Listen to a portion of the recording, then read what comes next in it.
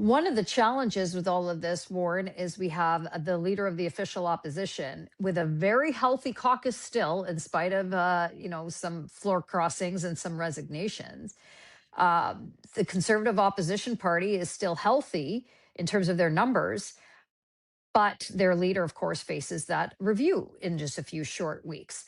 I maintain that Poilievre is going to make it through that leadership race with, I'm going to boldly say, over 80% of support. But the question is, then what?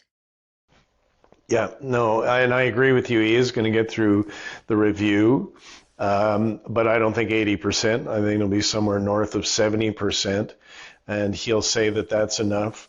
But really, the review doesn't matter because of this thing that is always hanging over the head of conservative leaders federally, which is Michael Chong's act, the Reform Act that permits the caucus to kick out the leader.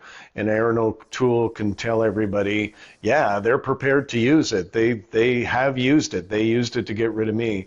So the leadership review is the least of his troubles.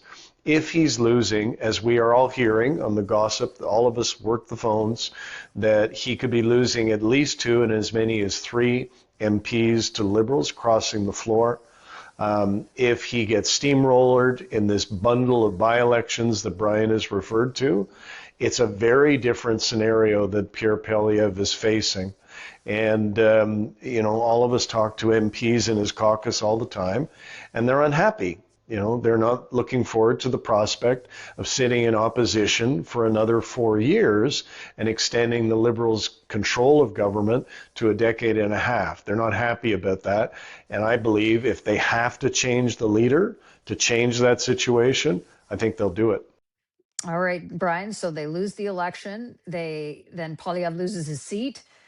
And the Conservatives were really feeling excited going into the last federal election. Of course, events happen, but they still lost. And now that Carney is on the cusp of having a majority government, in part thanks to floor crossings from Conservatives to Liberals. How does 2026 politically work out for Poilievre? Does he resign on his own if there's more floor crossings? What are you hearing? Look, I'm going to say that based on what we saw last year, there's a real possibility we could see Prime Minister Pierre Poilievre by the end of 2026. Who knows what's going to happen? That's what 2025 taught us. Does it look likely to happen right now? No, but a year ago, we're recording this January 5th. January 6th is when Trudeau resigned. None of us predicted on January 5th that Trudeau would resign, be dating Katy Perry, and we'd have a former central banker as our PM. One of us predicted that he would resign. Sorry, big guy. Not the rest. That's true. Not the rest. You still thought that Pierre Poilievre would win, and none of us had Katy Perry on the bingo card. Brian still owes me lunch. We'll go to the patrician. So, look, I think I agree with Warren and disagree with you, Adrienne. I don't think you'll get over 80%. I think you'll get between 70 and 80, and declare that's enough. If he gets below 70, I think he's in trouble. If there's more floor crossers before then he may not get 70%. There's so many factors up in the air at this moment. He's working hard now to try and rebuild caucus support. He's trying to talk to people, but he was horrible at caucus management for the longest time. He's saying in caucus, just to show that he has slogans in caucus, just like he does for the general public, what he used to tell them is, here's where you can have your say in caucus, but you can't have your sway. So he would tell them, yeah, you can vent, but I'm not necessarily going to listen. I'm told that now he's starting to have MPs over to Stornoway for informal, meals, breakfast, lunch, what have you, have chats with several of them at the same time. That's a good caucus building exercise that he should have been doing, but wasn't doing.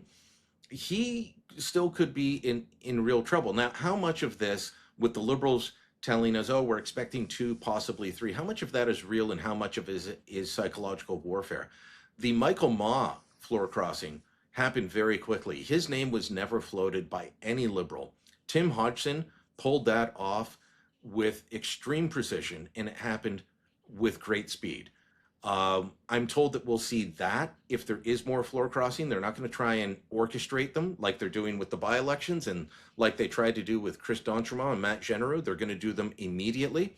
So if he does lose one or two, if Poilievre loses one or two more MPs before the leadership review, he's in trouble. If he survives the leadership review, it's a daily, what have you done for me lately, from his caucus MPs.